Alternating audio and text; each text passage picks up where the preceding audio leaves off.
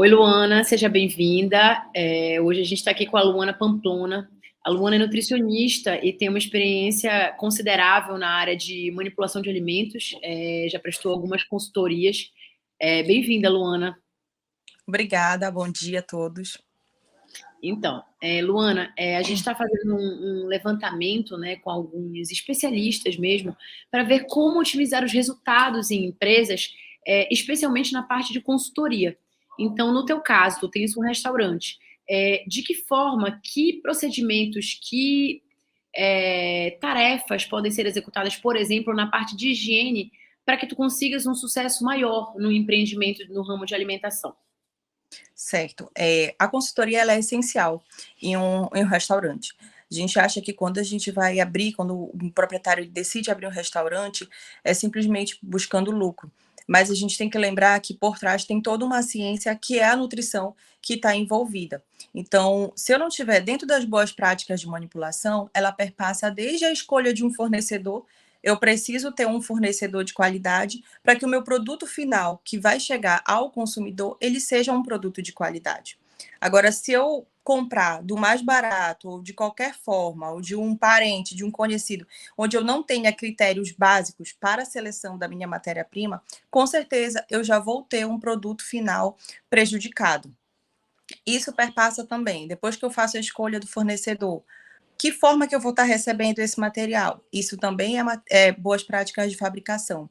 Então, eu vou recebendo um carro sujo com um fornecedor que não tem o cuidado correto na manipulação do alimento, então isso também vai trazer prejuízos ao meu insumo. E aí eu chego na cozinha, eu preciso ter uma equipe treinada, eu preciso ter um uniforme completo, ter uma equipe que tenha equipamentos de proteção individual para tratar, para ter o manuseio correto do alimento. Isso sim vai me gerar bons resultados. Legal. Dessas boas práticas, se tu pudesses listar assim, as principais para um restaurante, quais são as principais boas práticas que um restaurante deve adotar para que ele esteja, inclusive, como a gente pode dizer, dentro de uma regularidade sanitária, por exemplo? A escolha correta de um fornecedor, né, ter uma matéria-prima de qualidade, controle de estoque é essencial dentro de um estabelecimento, e o armazenamento. O restaurante, ele perde muito, o lucro do restaurante, o coração dele é todo no armazenamento. Então, se a gente não tem um armazenamento correto, pode ter certeza que o restaurante não vai ter lucro, e se ele não tem o armazenamento correto, as boas práticas de fabricação, as boas práticas higiênico-sanitárias estarão totalmente perdidas.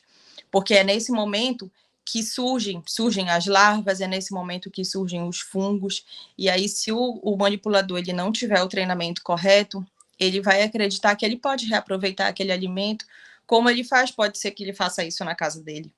Então, ele vai reaproveitar esse alimento e aí a gente vai ter um problema higiênico-sanitário.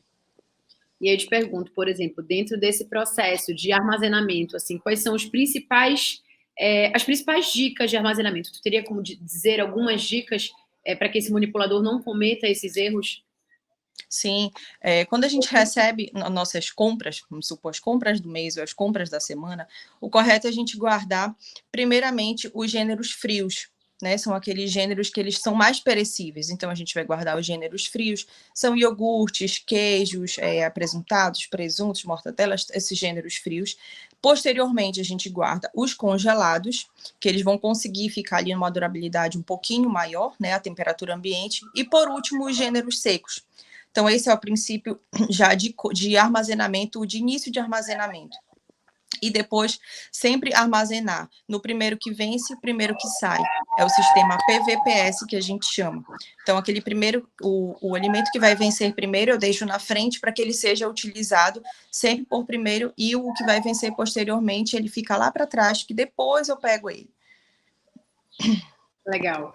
E Luana, por fim, assim, se tu pudesses dizer alguns cuidados que devem ser tomados por essas empresas, alguns cuidados a mais, além da parte do armazenamento, que dicas tu darias, assim? Porque, por exemplo, pelo que a gente observa, é um cuidado que deve ser mensal, né? Não é uma consultoria que você faz e acabou. Você abriu um restaurante, você fez aquela consultoria e você segue sem a pessoa. Então, que tipo de Não, cuidados? Tem que ser Não tem como. Não tem como a pessoa fazer uma consultoria. Não tem como ela fechar, por exemplo, um treinamento de boas práticas que, pela vigilância sanitária, ele tem validade de 1 ano. Mas a gente sabe que se a consultoria não tiver semanalmente dentro do restaurante e dependendo do fluxo do restaurante, mais de uma vez por semana, não vai funcionar. Então, a consultoria dentro de um restaurante, ela tem que ser diária. A pessoa tem que ter consciência, né?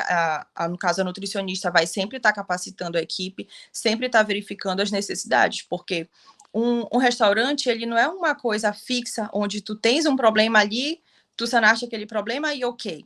Todo dia o giro é muito grande, as necessidades são diárias, então um dia é um liquidificador que está apresentando problema, no outro dia é outra coisa, e o olhar da nutricionista é muito clínico dentro de um estabelecimento que fornece alimentação. Então, essa consultoria ela é muito importante, sim, para o bom funcionamento. Ao contrário do que muitos gestores pensam, ela é lucrativa, porque tu consegues reduzir perdas, a gente consegue perceber um alimento que não serve mais para isso, mas que ele pode ser reaproveitado, de repente, para um molho. O morango ele não serve mais para ele fazer a salada, mas ele serve para fazer uma geleia.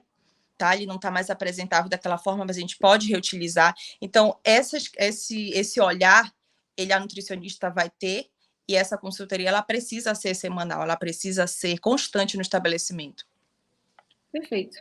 É isso, Luana. Muito obrigada por topar participar com a gente. A gente está sempre com dicas, né, para os empreendedores, para que as pessoas realmente possam otimizar o trabalho, né, nesses empreendimentos de maneira geral, mas também visar um pouco mais ali na frente, né, olhar um pouco mais à frente e Sim. buscar um resultado de maior rentabilidade até para a empresa. Então, eu te agradeço por ter topado participar com a gente.